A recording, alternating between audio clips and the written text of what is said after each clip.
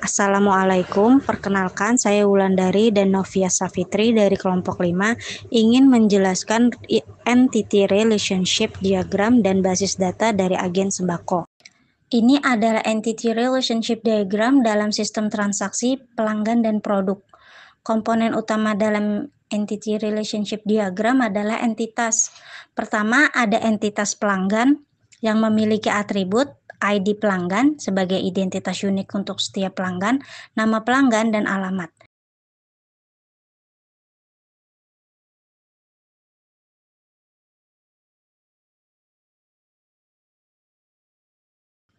Relasi antara entitas pelanggan dan entitas transaksi itu one to many, yang mana setiap pelanggan dapat melakukan banyak transaksi. Yang kedua, entitas transaksi. Atributnya ada ID transaksi, yaitu nomor unik untuk setiap transaksi, tanggal transaksi, metode pembayaran, dan total harga. Selanjutnya yang ketiga ada entitas detail transaksi. Atributnya nomor transaksi yang menghubungkan transaksi utama dengan detailnya, jumlah produk, dan harga total per produk. Relasi antara entitas transaksi dan entitas detail transaksi itu adalah one to many. Jadi setiap transaksi terdiri dari banyak detail transaksi. Dan terakhir ada entitas produk yang memiliki atribut ID produk sebagai identitas unik untuk setiap produk, nama produk, harga beli, harga jual, dan stok produk. Relasi antara produk dan detail transaksi ini adalah one to many, yang mana setiap produk dapat muncul dalam banyak detail transaksi. Baik, di sini saya akan memperjelaskan bagaimana langkah-langkah saya menganalisis MySQL saya tentang pembahasan agen sembako. Yang pertama, kita di sini harus mengakses MySQL kita dari command line. Nah, kita di sini memasukkan ke direktori MySQL melalui command prompt di Windows Bash. Perintah ini membuka MariaDB Monitor yang merupakan antarmuka untuk berinteraksi dengan database. Yang kedua, di sini kita membuat database baru bernama seperti Wulanovi_tobase dibuat menggunakan perintah SQL, yaitu create database Wulanovi_tobase titik koma. Nah, setelah itu database tersebut digunakan dengan SQL use Wulanovi_tobase. Selanjutnya kita membuat tabel pelanggan. Tabel bernama pelanggan dibuat dengan struktur SQL seperti yang saya tulis ini. Nah, kode pelanggan ini adalah primary key yang akan diisi secara otomatis atau auto increment. Nah, file lain seperti nama underscore pelanggan, alamat, dan nomor telepon mewakili data pelanggan. Nah, perintah ini termasuk desk pelanggan digunakan untuk melihat struktur tabel. Selanjutnya di sini kita akan membuat insert data ke tabel pelanggan. Nah, data ini akan dimasukkan ke tabel pelanggan seperti insert into pelanggan values yang seperti saya buat ini.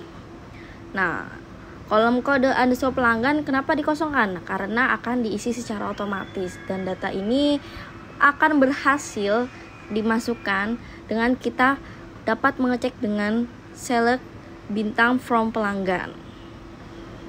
Oke, selanjutnya di sini kita akan membuat tabel produk, yaitu struktur tabel produk. Nah, biasanya ini kita menggunakan create table produk kode underscore produk int 5 not no primary key auto underscore increment. Nah, biasanya di sini ada nama-namanya, yaitu ada nama underscore produk, ada harga underscore beli, ada harga underscore jual, dan juga stok underscore produk. Nah, data ini akan dimasukkan ke tabel produk. Nah, seperti kita akan memasukkan barang-barangnya. Di sini kita memakai insert into product values. Dan kita memasukkan barang-barang dan juga harga dan juga stoknya. Kita akan membuat tabel transaksi dengan perintah create table. Terus di dalam tabel transaksi ini tuh ada kolom apa aja. Pertama, kolom nomor transaksi yang bertipe INT dan auto increment sebagai primary key. Jadi kolomnya akan menghasilkan nilai unik secara otomatis supaya mengurangi risiko duplikasi atau kesalahan penomoran. Terus yang kedua ada kolom tanggal transaksi. Ketiga ada kolom kode pelanggan yang bertipe INT. Yang keempat ini ada total harga. Untuk kolom kode pelanggan dalam tabel transaksi ini berfungsi sebagai forage key yang merujuk ke kolom kode pelanggan pada tabel pelanggan.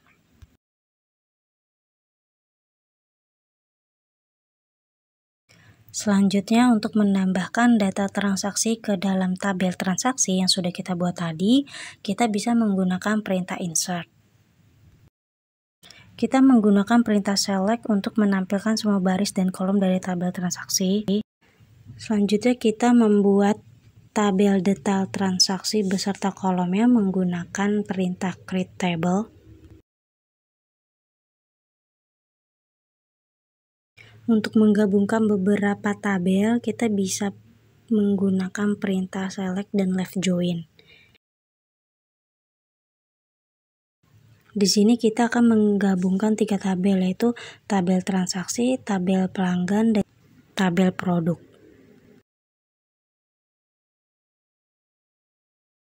Untuk menambahkan kolom metode transaksi pada tabel transaksi, kita bisa menggunakan perintah alter. Terakhir, kita menggabungkan beberapa data dari beberapa tabel menggunakan perintah select dan left join.